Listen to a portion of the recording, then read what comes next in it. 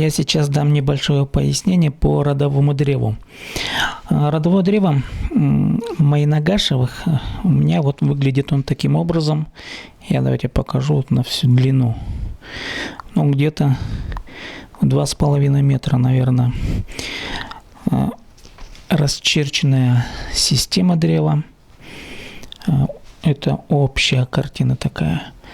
Но я уже в интернете выложил краткие пояснения. И эту работу, очень серьезную работу, проделал Марк Георгиевич.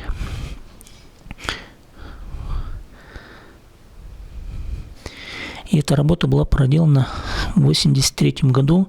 И, как он пишет, это второе издание исправленное. И здесь он опирается на государственные фонды. Но в интернете это есть. И я хочу вот теперь показать, вот как выглядит в общем виде. Но, к сожалению, на сегодняшний момент я еще не встречал в интернете, кто бы, предположим, эту систему забил бы в какой-нибудь определенной программе.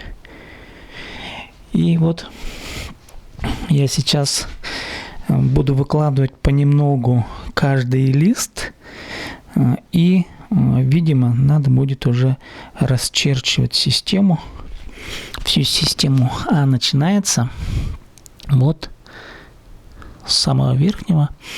Тут пишет Абазы Мойнахтар Тюрентюле Посталгана. Тут ветка начинается от Орс Олга Абаза. Жезаха Касхза Хусхарешков 2 и второй сын Хорхас Мойнах. Дальше идет Позн Сизн Ондр. И вот я хочу сходить в архив и посмотреть материалы по Ондр. Когда-то я их видел в арабских сказках, и действительно зафиксированы вот эти три его сына.